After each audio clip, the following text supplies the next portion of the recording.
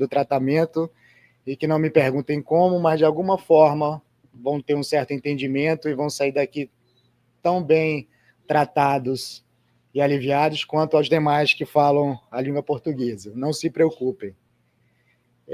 O tema escolhido para a manhã de hoje, até mesmo como uma homenagem a esta figura espiritual tão importante para muitos desencarnados e muitos encarnados, uma forma singela de homenageá-la e de traçar um paralelo, traçar uma comparação, traçar metas, ideais muito longe ainda da maioria das vidas dos aqui presentes, mas é alcançável. Por isso que, vez ou outra, século aqui, século acolá, alguns indivíduos vêm para nos impulsionar, mas não por isso vão deixar de ter suas provas, suas expiações, ora porque ainda precisam cercear algumas arestas aqui e acolá, e ora para simplesmente,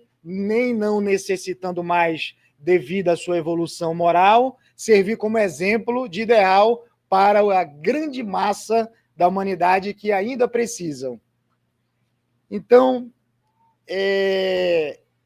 em 5 de dezembro, antes disso, em 1944, Divaldo Pereira Franco, nosso inesquecível Divaldo, estava passando por um momento muito difícil, acamado, doente, entre junho a dezembro de 1944. E alguns anos antes, ele ouvia aqui e acolá sempre a mesma voz, ainda não tão ostensivamente, mas ele sentia que era sempre a mesma sonoridade e lembrava de quando era criança, durante a sua infância, palavras de Divaldo mesmo, muito atormentada. Ele, ainda antes de ouvir essa voz, ele via sempre, ainda não era nenhuma figura, um espírito, era, como ele mesmo diz em várias entrevistas, um jato de luz, cada vez mais próximo dele, ainda como um jato, sem forma. E ao ouvir durante a infância, e principalmente durante esse período muito forte de junho a dezembro de 44, cá para ele sabia de alguma forma, sem ter ainda uma comprovação, que se tratava sempre do mesmo espírito, desde quando ele era criança. Ainda sem saber se era ou não, mas algo dizia dentro dele. E em 5 de dezembro de 1945, ele ainda com 18 anos de idade, numa reunião íntima e numa mensagem íntima, ele, ao ouvir a voz e ao sentir aquela proximidade, aí sim mais ostensivo um pouco, vem a assinatura um amigo espiritual. E ele teve a certeza, mais uma vez, que se tratava do mesmo espírito que eu acompanhava desde a infância. Aí, em março de 1948, 3 anos praticamente após esse episódio da mensagem íntima, ele foi convidado pelo Chico a ir visitar o Chico, convite do próprio Chico, em Pedro Leopoldo, para ele passar uns dias na casa de Chico. E ele, muito entusiasmadíssimo, aí agora com 21 anos de idade, em 1948, ele foi à casa de Chico estudar, reunião, palestra. E numa reunião íntima ele ousou a perguntar a Chico, contando toda essa história de sua infância e etc. Ele perguntou a Chico quem seria, que ele queria saber, quem seria esse espírito amigo que o acompanhava sempre, mas não assinava o nome. Aí Chico, não posso lhe dizer ainda, mas trata-se de uma entidade veneranda no mundo espiritual, muito respeitada, mas ainda não podemos revelar o seu nome. Continue, trabalhe silenciosamente. E depois de um período, já ele espírita, trabalhando, recebendo mensagens, psicografando, palestrando aqui e acolá, Finalmente, um tempo depois, ao receber uma mensagem mais íntima, ela assina pela primeira vez Joana de Ângeles. Finalmente. E ele diz numa entrevista que a primeira vez foi só Joana. Aí ele, Joana? Palavras dele, é engraçado até. Só Joana? Aí ela, de Ângeles. Ah, agora sim, de Ângeles. Ela está mais composto. Palavra do próprio Divaldo. E aí observamos o acompanhamento dessa entidade venerando espiritual, aqui como exemplo, através de Divaldo, durante a vida inteira desse trabalhador. E, paralelamente a isso tudo, em 9 de novembro de 1940, Chico Xavier traz a lume a obra singular chamada Boa Nova, do espírito Humberto de Campos, que traz temas interessantíssimos, uma das obras mais bonitas e reveladoras e interessantes da literatura espírita, chamada Boa Nova. E dentre os 30 temas desta obra, uma delas é Joana de Cusa. E Joana de Cusa, palavras do próprio Divaldo, foi uma das encarnações de Joana de Ângeles, uma das interessantes e importantes encarnações de Joana de Ângeles. E a época de Jesus, nas suas primeiras palestras em torno do lago famoso de Cafarnaum, que não era tão famoso, mas após as pregações de Jesus se tornou, havia sempre uma mulher ainda principiante ouvindo aquela boa nova e automaticamente, naturalmente, se simpatizou com aquelas ideias. Mas Joana de Cusa era esposa de Cusa, era o nome do marido. Por isso que é Joana de Cusa, porque Cusa era o nome do marido. E era muito natural, à época, uma sociedade muito paternalista, muito machista, patriarcal, a esposa de alguém, ainda mais em se tratando de Cusa. Então, ali a autoridade hierárquica, não moral, a autoridade hierárquica e social do homem mandava na autoridade moral da esposa. Então, era Joana de Cusa. E Cusa, por ser um alto intendente de Herodes Antipas, ou Herodes Antipas, devido à sua hierarquia profissional e dentro da sociedade romana, ele era totalmente contra as ideias do Cristo. Tinha raiva. Então, Joana, recém-apaixonada por aquele homem, ao tentar revelar, mostrar ao marido dentro de casa o verdadeiro ensinamento, que aquilo sim vinha a fazer sentido para a pessoa se melhorar, tudo que havia ali muito respeitado de tradução judaica e dos folclores romanos, mas nada acalentou de uma forma tão grandiosa como os ensinamentos do Cristo. E ela começou a ter o primeiro embate dentro de casa, muito forte, com Cusa. Porque Cusa, por ser o braço direito de Herodes, um dos, ele estava sempre numa posição muito confortável. Ora, ele defendia as tradições judaicas, ora, ele defendia os deuses romanos. Então, estava tudo bem, sempre. Estava sempre numa posição confortável. Diferente de Joana. Então, numa dessas pregações, Joana tomou coragem e procurou Jesus. E ali, nesta encarnação, travou o primeiro diálogo fisicamente com Jesus. Teve a oportunidade de estar cara a cara, à frente de Jesus. E como Jesus a ouviu, ela começou a relatar, como qualquer um de nós, os problemas dentro de sua casa. Primeiro, problemas domésticos. O marido era muito difícil, tinha uma personalidade muito forte, era muito machista, muito mandão. E agora, mais um obstáculo na relação que era o obstáculo religioso. Ela, por mais que respeitasse a tradição judaica, ela já era cristã, ela já era de Jesus, e deixou as claras dentro de casa. E ela relatou tudo isso ao mestre. E Jesus teria dito: acalme-se, Joana. Deus só é um, independente das religiões. Meu pai, teu pai, nosso pai só é um. A fé, independente das denominações religiosas, é uma fé. Se você entender que só é um Deus, só é uma fé, e que só existe um sentimento que está sobre todos os demais, que é o amor, você vai ter um novo entendimento de como suportar tudo isso. E isso a assustou, porque nós temos a tendência de complicar a nossa vida.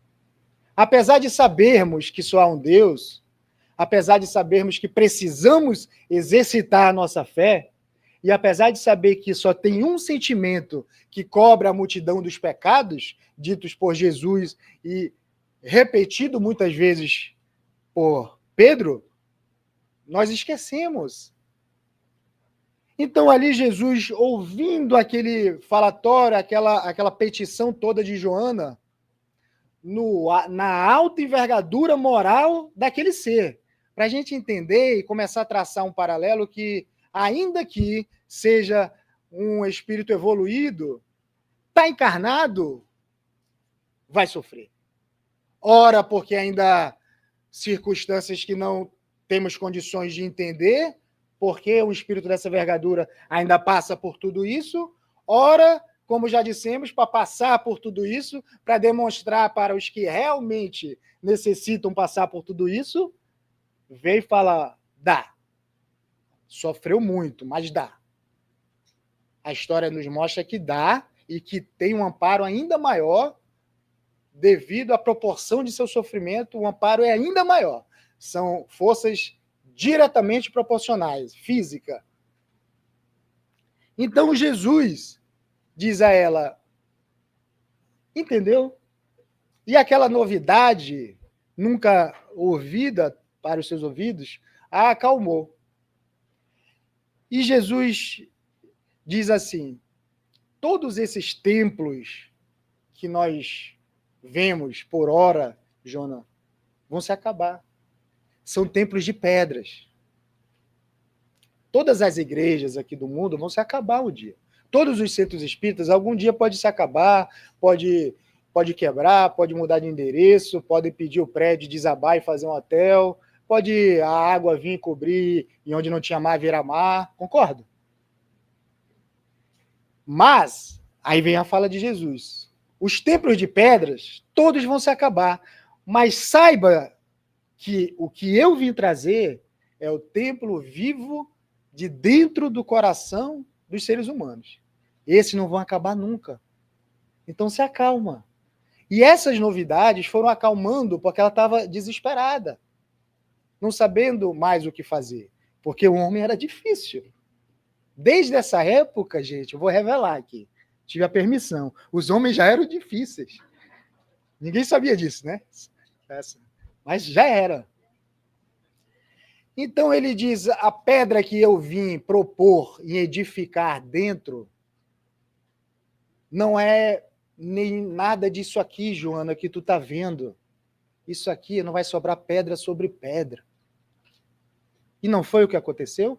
Quando a gente visita a Europa, é um negocinho aqui, acolá, ali, todo troncho, todo quebrado. A qualquer momento pode... Que se não são os trabalhadores humanos lá ajeitar as empresas, dar uma maquiada lá, botar mais um compoundzinho aqui a colar, um caulking, cai. Concorda ou não concorda? Então, Jesus diz assim: além de não sobrar pedra sobre pedra, se o teu marido não te compreende agora, e se ainda existe uma relação saudável, que não seja violenta, agressiva, que aí ninguém merece passar, se ainda existe uma relação saudável, um dia ele te compreender-te-á. Calma, Porque Jesus diz assim: mesmo que nós erremos muito, que nós ainda pecamos muito, ele faz uma pergunta a Joana. Joana, como quem diz, pensa comigo, siga meu raciocínio.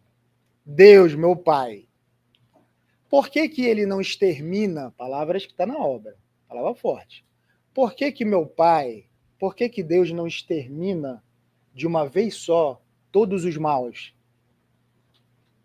Joana, não está na obra isso, mas acho que ela deve ter arregalado os olhos. Por que que meu Pai, de uma vez só, não extermina todos os maus, todos os agressivos, todos os que fomentam a guerra? E ela não sabe responder. E às vezes nós perguntamos, por que que tem tanta coisa errada no mundo e Deus permite? Mesmo sendo espírita, frequentador, trabalhador, por quê? E o próprio Jesus responde, porque a sabedoria celeste, Joana, não quer exterminar as paixões. Paixões no sentido de inferioridade, não a paixão a romântica, não. Paixão é sinônimo de tendência inferior, de carnal, nada espiritual. Porque Deus, nosso Pai, não quer exterminar o pecador. Deus quer acabar com o pecado que nós mesmos fazemos. Então, nós somos instrumentos do erro. Deus não quer me matar, não quer matar ninguém aqui, quer matar o que está de errado dentro da gente. Não quer a morte do pecador, quer a morte do pecado. Aí Joana começa a ter um outro entendimento.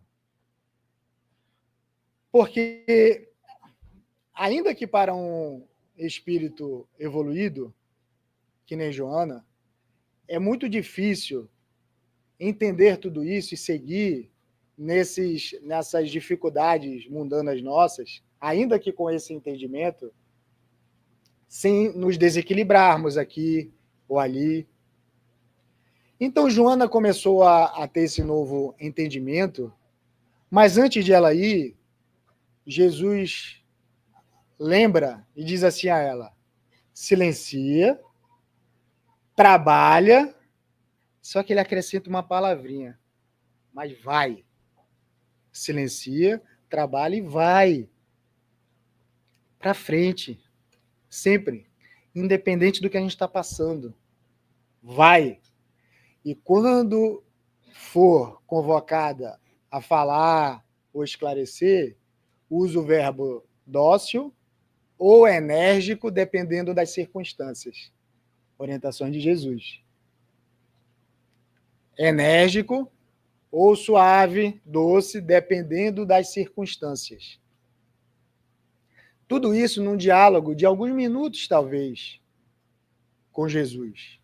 E Joana começa a pensar, aí, indo embora, em toda essa dificuldade e todo esse problema dentro de casa, e alguns pensamentos que ela não tinha começam a pulular na sua cabeça, na sua mente.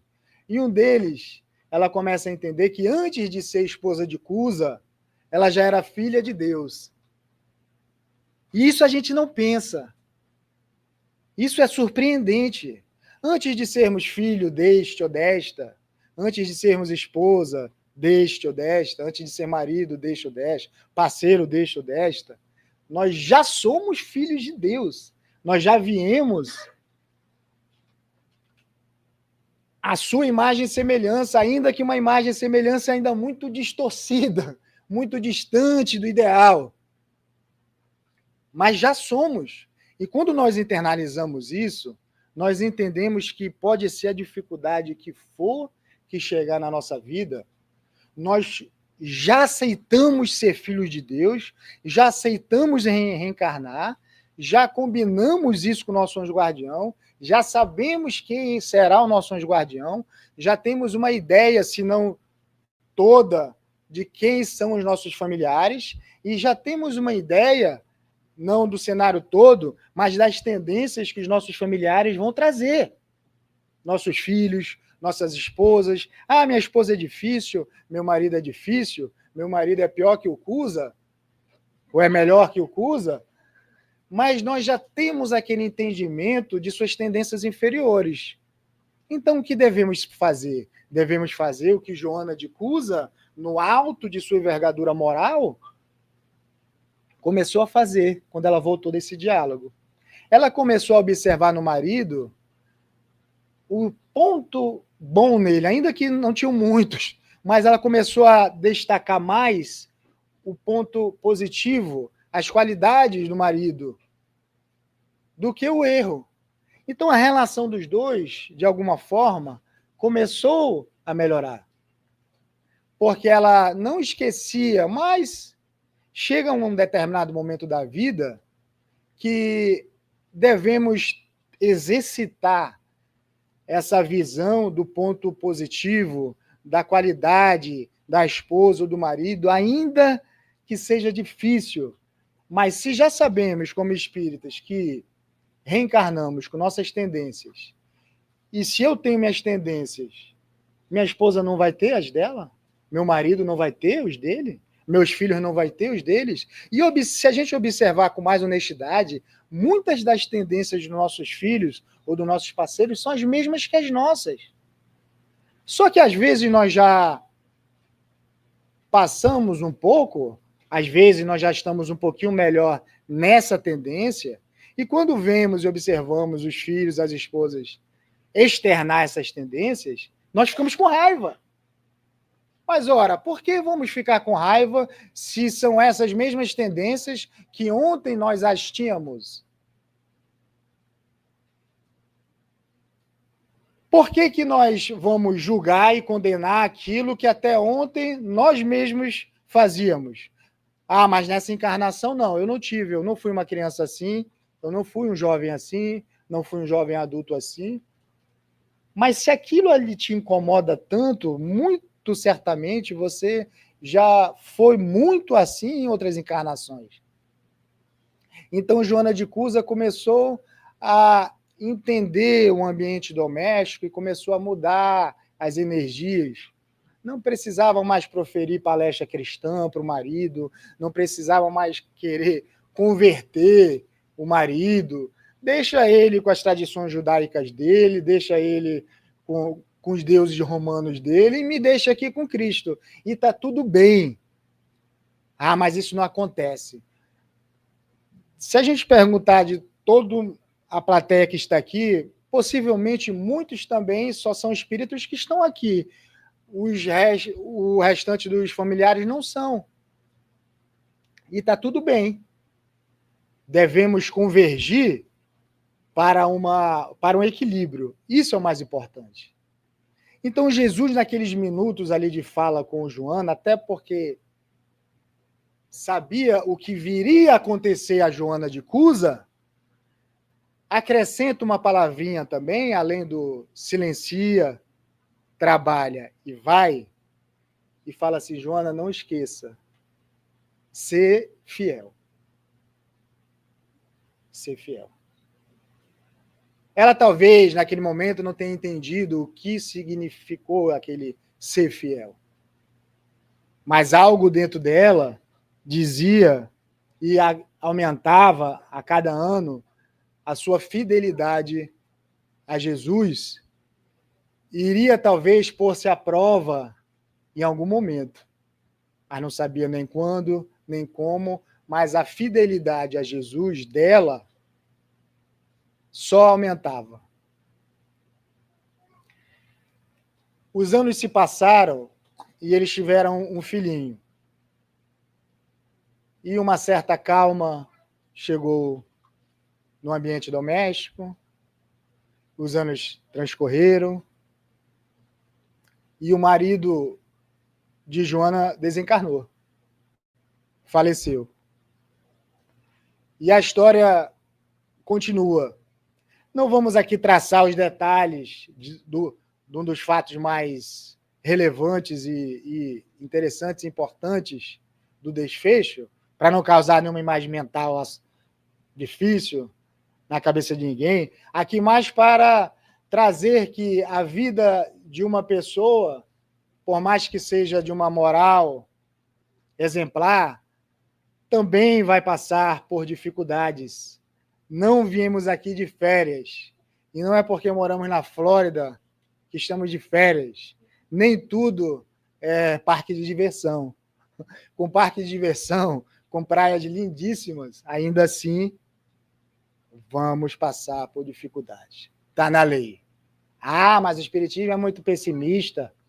Só fala disso, de dor, de desencarnação, de sofrimento. Talvez nós precisamos falar sim disso, porque quando estivermos passando pela dor, querendo ou não, entendendo ou não, se já tivermos essas ferramentas internas que a doutrina nos traz para combater, nós vamos estar mais fortes. É um remédio. O conhecimento é um remédio. O conhecimento nos tira da ignorância das trevas. Aonde estivermos, podemos estar nas trevas, mas se nós sabemos nos comportar nas trevas, nós vamos descer, tentar ajudar, se sujar, sofrer, sangue, choro, se cortar, se machucar, e vamos sair da treva. Todo lascado, como se diz no norte do Brasil. Mas vamos sair. Porque nós já sabemos se comportar nas trevas. Que trevas? A Nine Farm congestionada. De manhã cedo. Eu trabalho em Miami. Então, todo dia eu dirijo 1h15, 1h20. Todo santo dia. Para ir, 1h40 para voltar. É a treva, é um umbral. Quando eu vejo a Nine Five assim, eu falo, essa aqui é a porta da entrada do umbral. Vai ter um portal já bem ali. Eu só não digo isso no carro porque eu tenho 2 amigos que a gente vai e eles não são espíritas, que nem sabem nem o que é espiritismo. Aí eu fico só pensando cá com os meus botões. Isso aqui é a entrada do umbral, mano. Tem que exercitar a paciência. Porque quando a gente estiver na fila para entrar no umbral, a gente vai se lembrar da Nine Five. Ah, já passei pela Nine Five. Fica aqui, mano. Tranquilaço. Chegar a minha vez. Umbral? Trabalhador espírita? Sim, senhor. Seja bem-vindo. Vamos. Por isso que Jesus, ao estar com Joana de Cusa, diz assim para ela: Joana, entre os erros milenares do mundo, e apontando para ela, e o novo discípulo, aí é que está começando o verdadeiro combate. Não com sangue, Joana. O combate interno. Aí é que está começando a redenção, a transformação, a restauração, a reforma, chame do que quiserem, interior. Então percebem que entre os erros milenares do mundo, que nós estamos no mundo. Ah, então os erros é do mundo. É a montanha que é muito alta. É o frio, é a neve que é muito fria. É o sol que é muito quente. Não! Os erros do mundo, quem faz somos nós que estamos no mundo. Então, entre os erros milenares nossos que trazemos para o novo discípulo que está começando a surgir cá para nós através da doutrina espírita, é só o começo. Agora que estamos querendo caminhar com Jesus. Isso é muito importante. E Joana, mais um ensinamento que ela internalizou. Porque muitas das vezes o que vemos é: nós já conhecemos a doutrina espírita, estudamos aqui semanalmente, falamos e ouvimos, e nos pegamos nos mesmos erros de dezenas de anos atrás.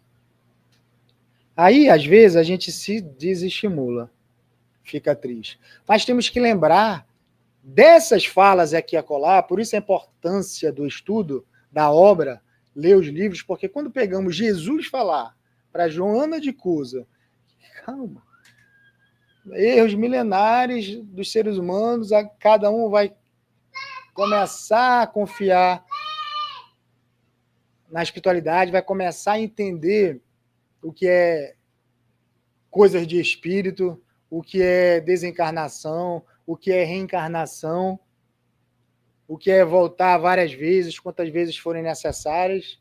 Então, agora que está começando a luta, aí a gente quer, em 3 dezenas de anos, 4 dezenas de anos, querer virar um anjo, sair do umbral e já ter uma entrada no paraíso dos outros irmãos religiosos, nos mundos celestes, nos mundos felizes. Nós não vamos, nós vamos estagiar muito tempo ainda por aqui para parar todas essas nossas arestas. E isso são falas de espíritos muito evoluídos, que dentro de suas evoluções morais e espirituais, ainda assim, às vezes, ficam preocupados e receosos em reencarnar, por exemplo. Vemos isso em obras, que sabe que é difícil, porque aqui está na carne. Às vezes temos ideias maravilhosas. Quando o meu filho fala isso para mim, eu vou dar uma palestra aqui dentro de casa, lindíssima, que eu vou converter. Aí ele faz isso aqui, tu... Por quê? Porque é difícil. Já está na nossa cabecinha as ideias, já estão sendo renovado o nosso vaso podre e sujo e doente, mas a gente não consegue ainda colocar para fora a água crística do nosso cálice, que é um dia vamos tomar o cálice igual o cálice de Jesus, mas ainda não conseguimos. Então, entre as ideias da nossa cabecinha destrambelhada e o verbo dócil ou enérgico que Jesus ensinava a Joana, a gente não só vai só para o enérgico, como ainda vai com palavras grosseiras, verdades verdadeiras, que mais destroem do que ajudam, do que levantam. Então, nesse diálogo, Joana voltou, e voltou diferente, e voltou como... Eu já entendia isso, talvez, porque quando nós acatamos e aceitamos essas ideias crísticas mais diretas, mais fácil, que nós não debatemos muito, que não ficamos com muita dúvida, não, mas isso aqui... A gente vê isso, a gente passa por vários estudos, e às vezes tem coisa que não... que a gente sabe que é o verdadeiro, mas não entra na nossa cachola. Não pode, isso não pode. Eu não posso ter obsessor, não pode, errado. Eu filho, você já está há 30 anos na doutrina espírita. Não, mas não, é problema deles, eu não tenho. Eu já estudo. Aí tem gente que confunde. Por quê? Porque tem alguns assuntos que dão-nos mais dificuldades em entender, porque são assuntos que talvez foram os motivos de nossas quedas lá atrás, muito fortes. Então a gente vem com essa tendência e não entender. Outros assuntos já nos caem mais como uma luva, mais tranquilos, porque nós já fazemos isso, nós já exercitamos isso. Então a gente fala, isso aqui faz todo o entendimento. Realmente precisamos tomar um passo, precisamos estudar, mas isso aqui não, o negócio de obsessor para mim não existe. Quem tem a culpa é ele que errou, o problema é dele, eu estou aqui, eu estou protegido 100%, nada pode acontecer comigo. Aí quando acontece, aí vem aqui, procurar a dona Marisa e não entende, aí chora, e quer ficar com a dona Marisa, quer... Me larga, dona Marisa, não, eu vou embora. Se a dona Marisa segurar o cabra pelo pé aqui, eu vou, não, meu filho, fique aqui, no mundão lá fora é muito perigoso. É melhor ficar por aqui. Vá para o mundo lá fora, mas volte, vai e volte, vai e volte, semanalmente. Que aí vamos passar a ter um entendimento que Joana de Cusa teve. Vamos passar a olhar o nosso marido, a nossa esposa, com outros olhos. Aí vão vir os mesmos problemas, as mesmas atitudes, porque é o mesmo ambiente. É difícil. Às vezes, até de uma forma estratégica, existe até a mudança de ambiente, às vezes, que não podemos evitar, que às vezes é até benéfica, porque são outros móveis, outros ambientes, outras energias, mas quando nós não temos essa oportunidade e ficamos em ambientes que já tiveram muitas discussões, muitas raivas, muitas intrigas, com os mesmos personagens e nos mesmos ambientes, a literatura espírita nos mostra que os móveis têm memórias, os objetos têm memórias espirituais, têm energias espirituais. Então, às vezes, estamos calmos ao adentrar no ambiente, a gente... O ambiente, se não for renovado, se não exercitarmos a oração, o evangelho no lar, mas eu não quero fazer o evangelho no lar, mas pelo menos ora, entra no teu quarto, fecha a porta, ora. Se não tiver essa renovação para trocar essa ambiência energética, principalmente às vezes quando temos as tendências de comprar coisas de antiguidades, e de trazer, a gente vai trazendo aí de século, essa aqui é de 1320, essa aqui é de 1850, essa aqui era da rainha que morreu da Egolada, mas a gente não sabe, aí a joia está lá, isso aqui é a porcelana do outro, mas o outro matou 500 pessoas lá. Aí vai trazendo para dentro de casa essas coisas, e aí temos que ter atenção. Por isso a oração dentro do lar é importante. A cada batida de porta, a cada batida de janela, a cada energia colocada mais agressivamente dentro de casa, aquilo ali acumula energia. E só vai quebrar com a oração e a mudança de hábito. Se não mudarmos o hábito, fica muito difícil. Então, Joana de Cusa renovou o seu ambiente doméstico, renovou a sua relação com o marido, mas ainda assim teve dificuldade na vida. O marido desencarnou, ficou sozinha com o filho. E no final, ao ser pega pelos romanos e em praça pública ser desafiada a negar a fé de Jesus, palavra usada à época, abjura, Joana, abjura e tu e teu filho se salvam. Abjura, nega essa tua crença aí, com esse teu Jesus, e tá tudo bem. É só abjurar.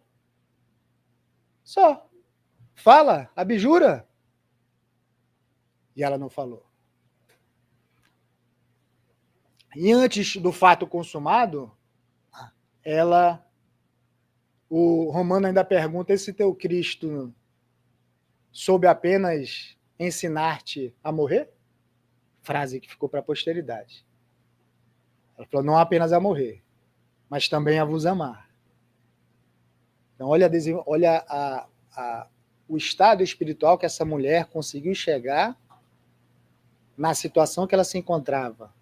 E antes do fato consumado, a história diz que ela ouviu a voz de Jesus, sentiu a mão de alguém que ela entendeu que era de Jesus nos seus ombros e falou assim: acalma-te, tenha ânimo, eu estou aqui.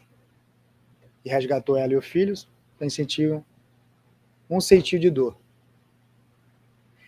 Só que vai nós ser pendurado no poste, abjuro, abjuro. Abjuro, você ia falar abjuro? É abjuro.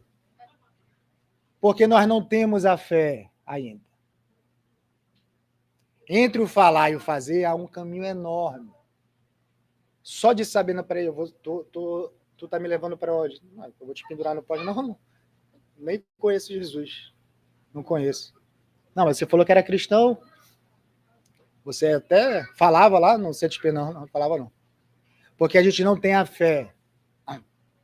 Entre o falar e o fazer, como Joana fez, há um caminho muito distante.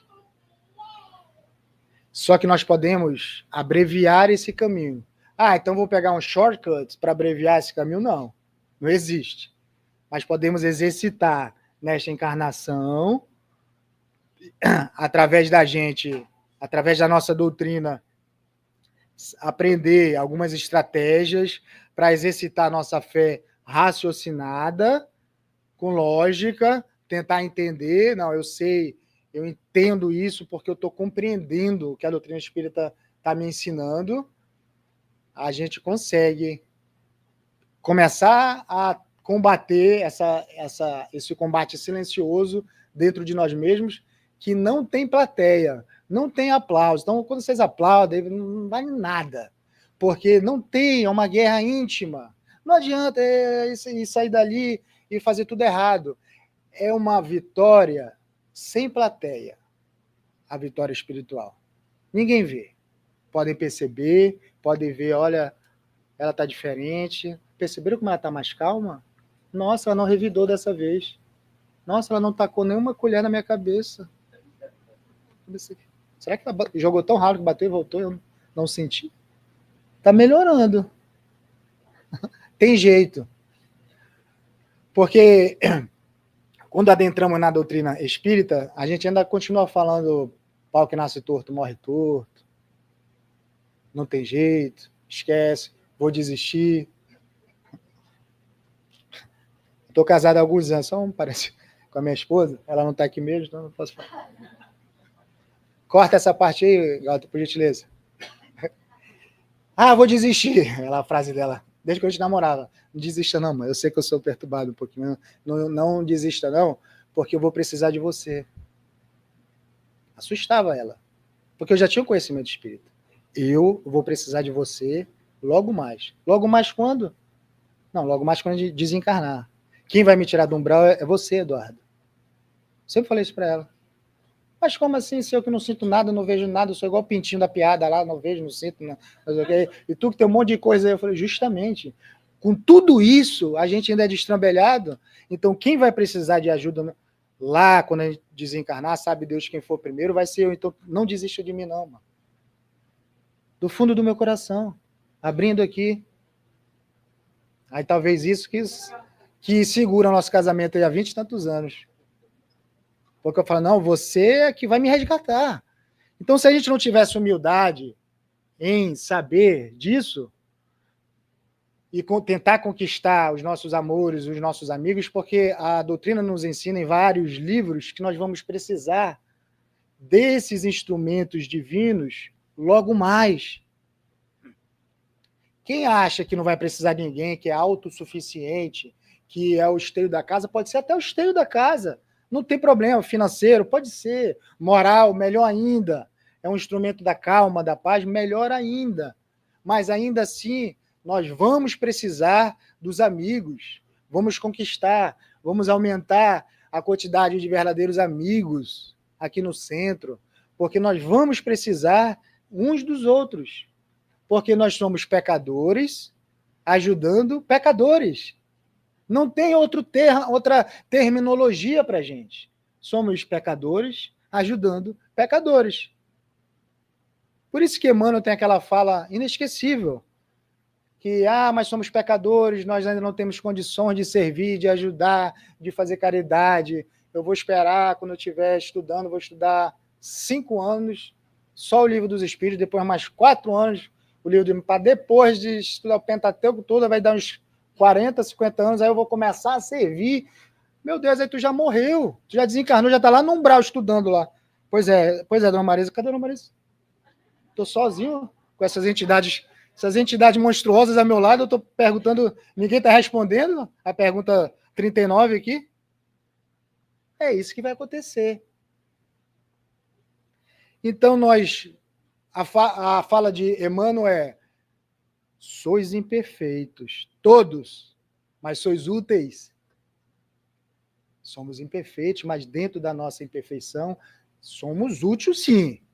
Se a gente quiser bater o pé, essa semana eu vou ajudar. Essa semana eu não vou mais brigar com meu filho, não. Eu vou ajudar.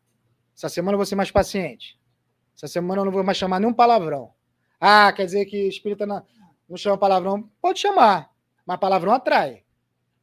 Mas eu sou um anjo de minhas ações, tudo bem, mas o palavrão atrai.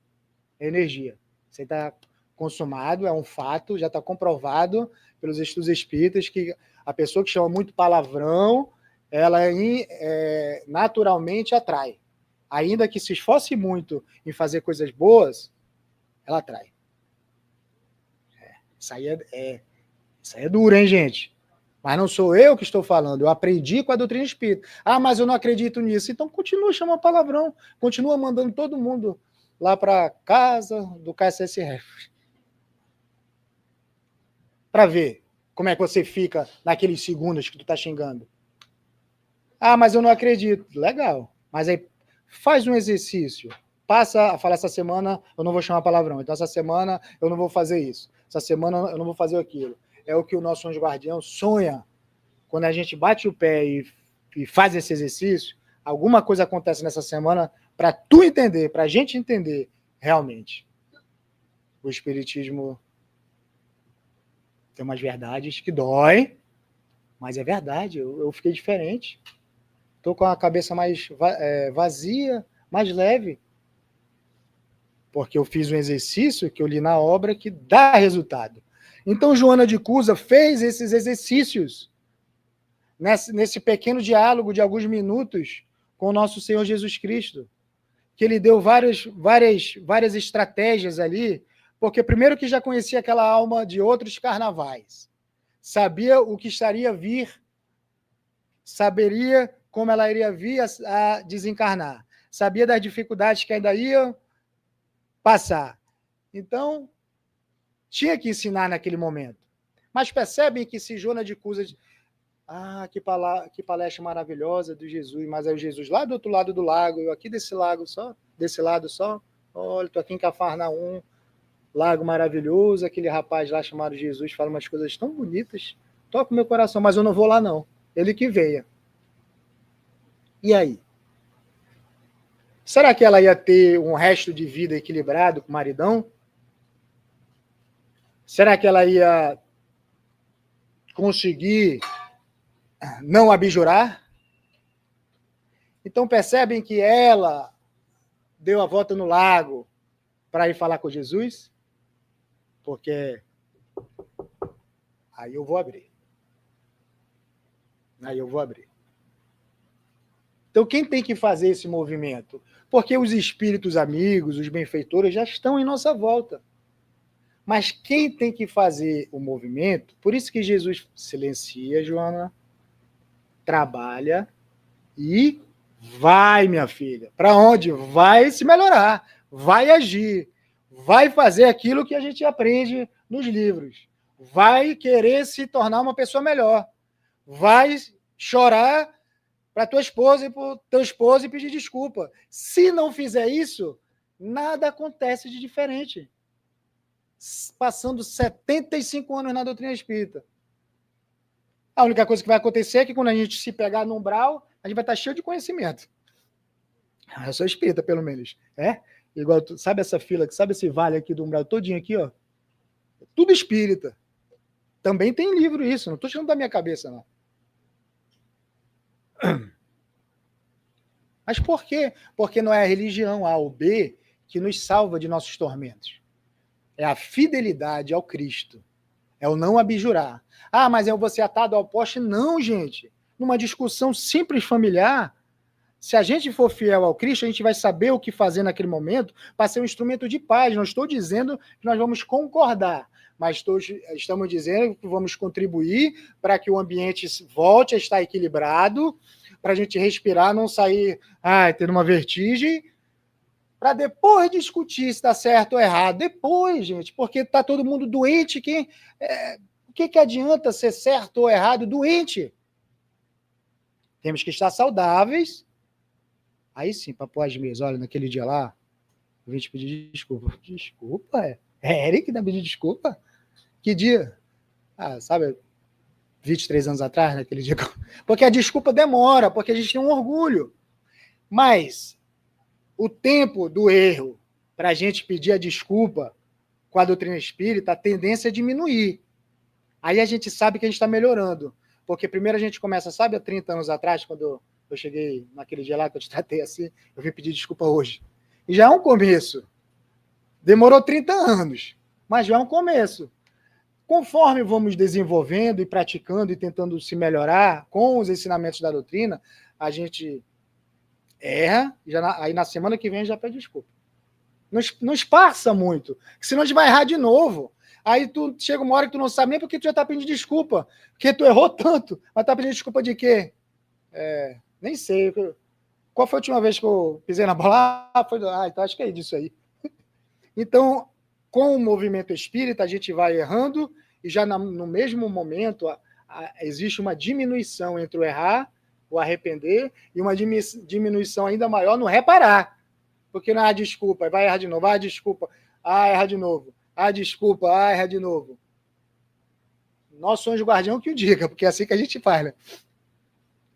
Mas então tem que reparar. É o reparar. É esse verbo que, para mim, é um dos verbos que acrescentou na nossa vida, que aqui aprendemos com a doutrina espírita. Não é se bater, se confessar, beleza, estou salvo. Por quê? Porque eu já me confessei. Já pedi desculpa da minha esposa, já pedi desculpa do meu filho, do meu pai. Mas tu tá agindo assim ainda, igualzinho como tu agia? Uhum. Tu ainda sofre, ainda faz ele sofrer, magoar. Uhum. Então, tem que reparar o erro. Esse é o verbo difícil que a doutrina espírita nos ensina. Por isso que, chegando aos finalmente, devemos procurar caminhar com Jesus, porque a época de Chico, havia muitas mensagens psicografadas, logicamente, e não por um acaso eles reuniram, certa feita, uma mensagem aqui, uma ali, que se tornou uma mensagem só, intitulada Procura-se o Homem, que nasceu numa obscura aldeia. Pregava uma doutrina estranha, mandava amar os inimigos, perdoar as ofensas, fazer o bem sem esperar recompensa. Estranho é que muitos acreditaram nele. Mais estranho ainda é que muitos morreram por causa dele. Há qualquer coisa de divino neste homem, porque toda vez em que se aproxima a data em que ele nasceu, o mundo se reveste de uma nova esperança. Ele começou com 12 e hoje tem bilhões de seguidores em todo o mundo. Se teve notícia deste homem, se teve conhecimento das palavras desse homem, não espere mais para divulgá-las. O mundo precisa da mensagem dele. Seu nome, Jesus de Nazaré. Se puderes encontrá-lo, deves segui-lo para sempre, não importando para onde ele vá. Seu poder cresce com os séculos, e a sua mensagem, ontem, quanto hoje e sempre, é a esperança da paz e a luz das nações. Fiquemos com Deus, todos nós.